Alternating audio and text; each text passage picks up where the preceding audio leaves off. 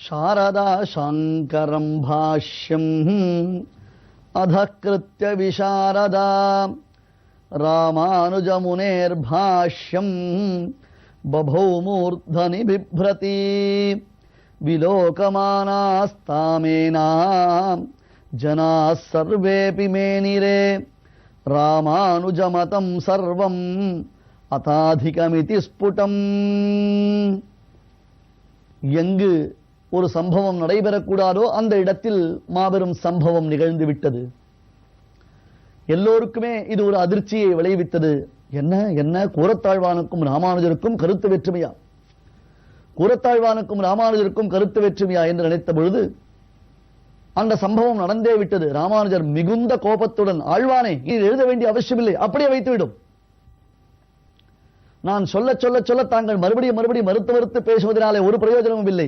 நான் சொல்லும் கருத்து சரியானதுதான், ஆகையால் தாங்கள் அப்படியே சுவடியை வைத்துவிட்டு செல்ல வேண்டும். இது ஆச்சாரியனுடைய நியமனம். ஆழ்வான் மறுப்பேதும் சொல்லவில்லை. அப்படியா சுவாமி, இதுதான் தங்களுடைய திவ்ய நியமனம் என்றால் அதனை மறுக்க மாட்டேன். கை கூப்பினார், வணங்கினார், சுவடியை வைத்தார், சென்று விட்டார். ஆழ்வானுக்கு ராமானுஜர் மீது கோபம் உண்டாகிவிட்டதா, அல்லது ராமானுஜர் தான் ஆழ்வானை வெறுத்து விட்டாரா? சாமானிய மனிதர்கள் இப்படித்தான் இருப்பார்கள். அதுவும் தற்காலத்தில் உள்ளதான குரு சிஷ்ய பாவம் இப்படித்தான் இருக்கிறது. சிஷ்யர்களை ஆசிரியர்கள் கண்டிக்க கூடாது என்பதாகத்தான் எல்லோரும் ஆசைப்படுகிறார்கள். சுமார் 20 வருடங்கள் முன்பு வரையில் கூட பெற்றோர்கள் ஆசிரியர்களை அழைத்து, என் பிள்ளைகளை நீங்கள் எப்படி கண்டித்தாலும் நாங்கள் எதுவும் சொல்ல மாட்டோம், ஏனென்றால் அந்த பிள்ளை நல்வழியில் நடக்க வேண்டும் என்பதுதான் எங்களுடைய நோக்கம் என்பதாக சொல்லுவார்கள். அதற்கு தகுந்தாற் போல் ஆசிரியர்களும் இருந்தார்கள். தற்காலத்தில் எல்லாம் நிலைமைகள் தலைகீழாக மாறி வருவதை நாம் பார்க்கிறோம். அப்படியும் சில சச்சிஷ்யர்கள் இருக்கிறார்கள், சில சதாச்சாரியர்கள் இருக்கத்தானே செய்கிறார்கள். ஆழ்வான் ஒன்றும் பேசவில்லை. ராமானுஜருடைய திருவுள்ளம் இதுதான் என்றவுடன் சுவடியை வைத்துவிட்டு சென்று விட்டார். அவர் சென்ற சிறிது நேரத்திற்கெல்லாம் ராமானுஜர் நன்கு பார்த்த பொழுது தெளிந்தார். ஆஹா, கூரத்தாழ்வான் சொன்னது சரி, தான் தவறாக சொல்லிவிட்டோம். தன்னுடைய கருத்து ஏற்றுக்கொள்ள முடியாத கருத்து, அதனைத்தான் கூராழ்வான் இந்த இடத்தில் மாற்று கருத்தை தெரிவித்தார். இது சரியில்லை என்பதாக எதிர்வாரம் பேசினார். நாம் புரிந்து கொள்ளாமல் ஆழ்வானை கோபித்துக் கொண்டு விட்டோமே என்பதாக ராமானுஜர் நினைத்தார். மறுநாள் காலையில் வழக்கம் போல் ஆழ்வான் வந்தார், ஆச்சாரியனை சேவித்தார். நேற்றுதான் சண்டை போட்டாகிவிட்டது, ஆச்சாரியன் எழுந்து போ என்று சொன்னாரே, அப்படியே போயிருக்க வேண்டியதுதானே. இதைத்தான் நாம் புரிந்து கொள்ள வேண்டும். ஆச்சாரிய சிஷ்யன் என்றால் என்ன, ஆச்சாரியன் பெருமை என்ற சிஷ்யனுடைய பெருமை என்ன? இப்பொழுது பாருங்கள். இப்ப இந்த கதை மிக முக்கியமானது. சேவித்தவுடன் அடுத்தது ராமானுஜர் என்ன சொன்னார் தெரியுமா? ஆழ்வானே, என்னை மன்னித்து விடுங்கள், ஏனென்றால் நேற்றைய தினம் தங்கள் மீது அதிகமான கோபத்துடன் இருந்து விட்டேன். உண்மையில் ஆராய்ந்த பிறகு தங்களுடைய கருத்து தான் சரியான கருத்து, நான் சொன்னது சற்றே கவனக்குறைவினால் தெரிவிக்கப்பட்டதை உணர்ந்து விட்டேன். ஆகையால் நேற்றைய தினம் தங்களை கடிந்து கொண்டு விட்டேன், மனதில் வைத்துக் கொள்ளாதீர்கள் என்று சொல்லி முடித்ததுதான் தாமதம். கூரத்தாழ்வான் ஓ என்று கதறி அழ ஆரம்பித்தார். கேவி அழ ஆரம்பித்தார். ராமானுஜருக்கு ஒன்றும் புரியவில்லை. நேற்றைய தினம் கடிந்து கொண்ட பொழுது ஆழ்வானிடத்தில் எந்த சலனமும் இல்லை.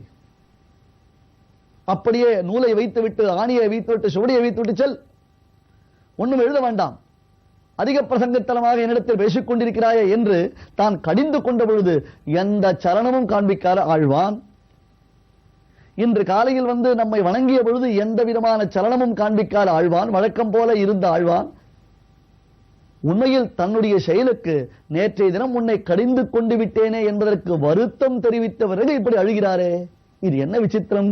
என்னதான் ஆழ்வான் நினைத்திருக்கிறார்? ஒன்றும் புரியவில்லை. ஓ, என்ன இது?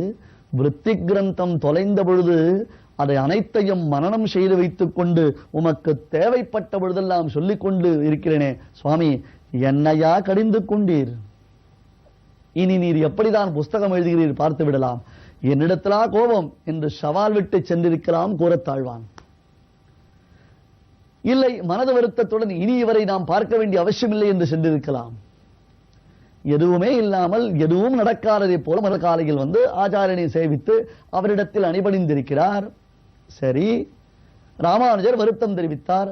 உடனே அது என்ன சுவாமி, இதை தாங்கள் இயலாமா என்று சொல்வதை விடுத்து அழுவதனுடைய நோக்கம் என்ன புரியாமல் திகைக்க, அழுவானே அழுவானே ஏன் அழுகை, என்னதான் சொல்லுங்களேன் என்று ராமானுஜர் கேட்க, சுவாமி, நேற்றைய தினம் தாங்கள் அடியேனை கடிந்து கொண்ட பொழுது இங்கே சுவாமி அடியேன் தாசன், சுவாமி ஆச்சாரியர் அடியேன் சிஷ்யன், பயனன்றாகிலும் பாங்கல்லராகிலும் செயல் நன்றாக திருத்தி பணிகொள்வான் என்று தாங்கள் ஒரு எஜமானனாக இருந்து அடியேனை திருத்தி பணிகொள்வதற்காக என் மீது வல்லமை கொண்டு கடிந்து கொண்டீர்கள்.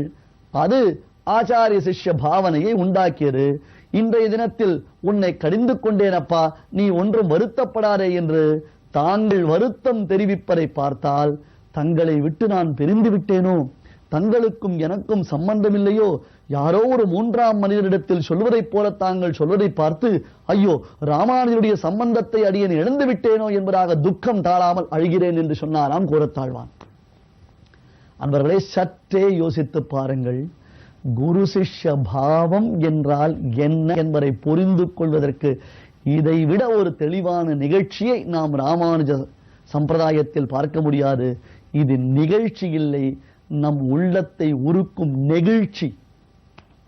அதை உணர்ந்து அனுபவித்து பாருங்கள். இப்படியாக ராமானுஜர் பிரம்மசூத்திர வியாக்கியானத்தை இயற்றி முடித்தார்.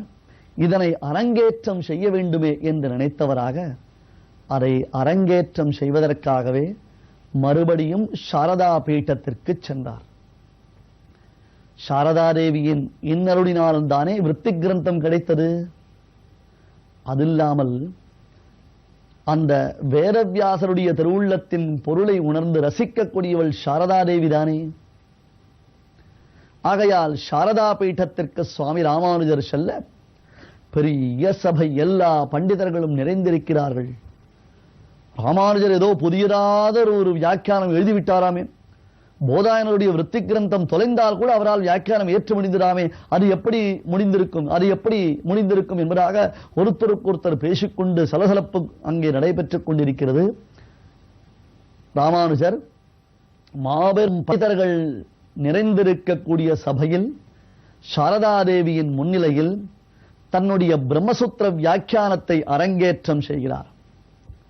சபையில் பரமரசமான விஷயத்தை, நன்கு ரசிக்கக்கூடிய விஷயத்தை ஒரு சிறந்த பண்டிதர் சொல்லிக் கொண்டிருக்கும் பொழுது சபையோர்கள், சிறந்த ரசிகர்களான சபையோர்கள் தலையசைத்து ஆஹா, நன்று நன்று, சபாஷ், பேஷ் பேஷ் என்பதாக அப்படி தலையசைத்து இசைத்து கைத்தட்டி ஆர்ப்பரித்தால் தானே சொல்லுபவருக்கும் ஒரு உற்சாகம் உண்டாகும்.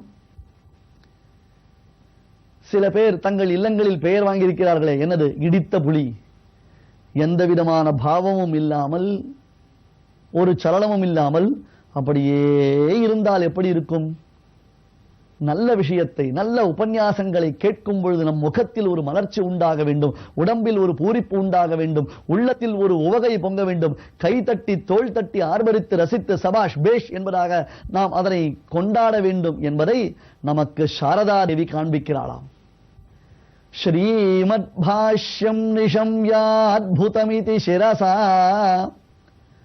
சாரதா ஸ்லாகமானா ஸ்வார்ச்சாம்யாம் ஸ்ரீயபீட்டே சஹயதி பதயே பாஷ்யகாராக்ய அதாத். ஸ்ரீமத் பாஷ்யம் நிஷம்ய அத்புதமிதி சிரசா சாரதா ஸ்லாகமானா. ராமானுஜர் பிரம்மசூத்திரத்தின் ஒவ்வொரு சூத்திரத்திற்கும் விரிவுரையை அருளிச் செய்ய ஆஹா ஆஹா, அற்புதம், இனிமை இனிமை, இது பேரானந்தம், இது பேராச்சரியம் என்று அந்த சாரதாதேவி ஆனந்தப்பட்டாளாம். சாரதா சங்கரம் பாஷ்யம் மதகிருப்த விசாரதா. இதற்கு முன்பாக இருந்த பிரம்மசூத்திர வியாக்கியானங்களை எல்லாம் புறந்தள்ளி விட்டாளாம். ராமானுஜமுனேர் பாஷ்யம் பபௌ மூர்தனி பிப்ரதி. ராமானுஜருடைய அந்த பாஷ்யத்தை தலைமீது வைத்துக் கொண்டு கொண்டாடினாளாம். அற்புதம், அற்புதம். ராமானுஜரே, மறுபடியும் ஒரு தடவை சொல்லுங்கள், மறுபடியும் ஒரு தடவை சொல்லுங்கள், எங்கே அந்த சூத்திரத்தின் வியாக்கியானத்தை சொல்லுங்கள், எங்கே இந்த பங்கியை மறுபடியும் சொல்லுங்கள் என்று சிரசா சாரதா ஸ்லாகமானா. உபன்யாசம் கேட்பவர்கள் இது போன்று ரசனை அடைய வேண்டும். உடனே ராமானுஜருக்கு ஏதாவது பரிசு கொடுக்க வேண்டுமே என்பதாக ஆசை கொண்டவளாய் யோசித்து பார்த்து, ராமானுஜரே, உம்முடைய பாஷ்யத்திற்கு இது முதற்கொண்டு ஸ்ரீபாஷ்யம் என்பதாக பெயர். ஸ்ரீபாஷ்யமிதி பாவத்கம் பாஷ்யம் ஜோகுஷ்யதாம் குரோ. ஓ குரோ, குருநாதரே, இனிதான் இந்த பாஷ்யத்தை எல்லோரும் ஸ்ரீபாஷ்யம் என்று கொண்டாடட்டும். யோசித்தாள் சாரதாதேவி. அடடா, இது போடாது, இனி உம்மை எல்லோரும் ஸ்ரீ பாஷ்யக்காரர் என்று கொண்டாடட்டும். ஸ்ரீபாஷ்யக்கார இது ச பிரதாதே பிரததாம் புவி. உம்மை ஸ்ரீபாஷ்யக்காரர் ஸ்ரீபாஷ்யக்காரர் என்று எல்லோரும் கொண்டாடட்டும் என்று சாரதாதேவி அவரை அனுகிரகம் செய்தார். அது முதற்கொண்டு சுவாமி ராமானுஜருடைய பிரம்மசூத்திர பாஷ்யத்திற்கு ஸ்ரீபாஷ்யம் என்னும் திருநாமம் உலகத்தில் நடையாடலாயிற்று. அது முதற்கொண்டு சுவாமி எம்பெருமானார் உடையவர் ராமானுஜர் அவருக்கு ஸ்ரீபாஷ்யக்காரர் என்னும் திருநாமம் ஏற்படலாயிற்று.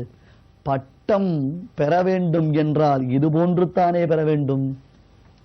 சாக்ஷாத் சாரதா பீட்டத்தில் அதிதேவதையாக விளங்கக்கூடிய அந்த சாரதாதேவியே தலையசைத்து அசைத்து இசைத்து இசைத்து ஆமோதித்து கொண்டாடி மகிழ்ந்து ராமானுஜருடைய பாஷ்யத்தை தலைமீது வைத்துக் கொண்டு கொண்டாடினாள் என்றால், ராமானுஜ பாஷ்யத்தின் மேன்மையை நாம் என்ன சொல்லுவது? நம்மால் என்ன சொல்லி விளக்க முடியும்? முதலில் கிரந்தத்திற்கு ஸ்ரீபாஷ்யம் என்று திருநாமமிட்டாள்.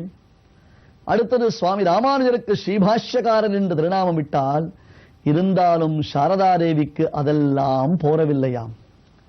அது போராது, அது போராது.